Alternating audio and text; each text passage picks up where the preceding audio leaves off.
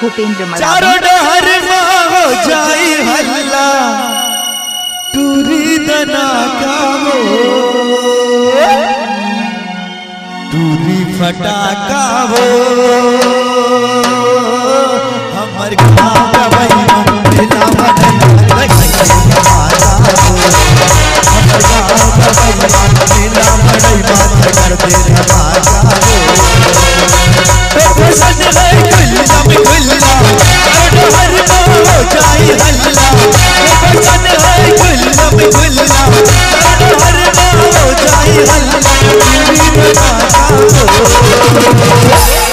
क्या हो हरीश भैया भूपेंद्र मरावी। टूरी दना का वो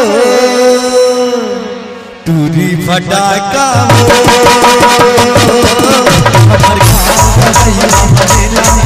बात करते धमाका वो हमारे गाँव का भैया मेला बात करते धमाका वो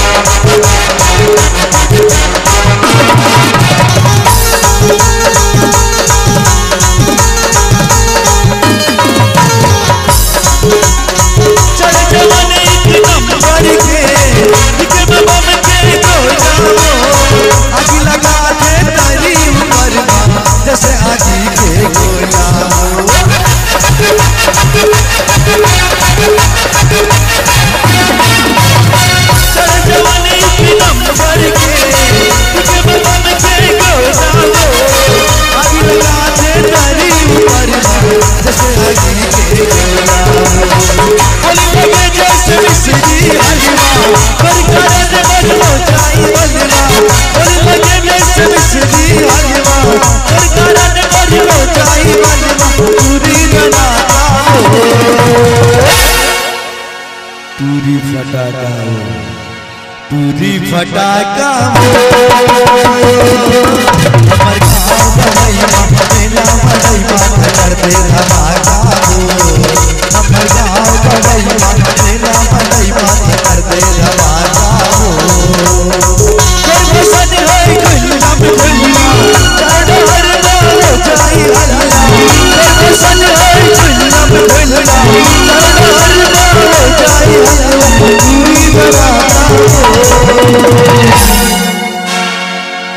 टूरी फटाका वो हमारे गाँव का भैया करते धमाका हमारे गाँव का भैया मेला बड़ई बात करते धमाका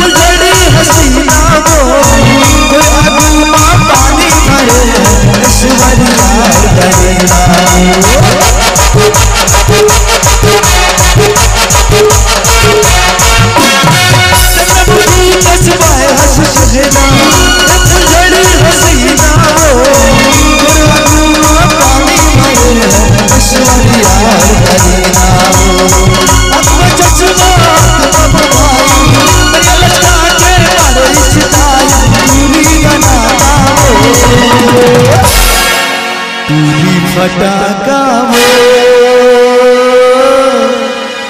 हमर गाँव का भैया करते धमाका वो हमर गाँव का भैया करते धमाका वो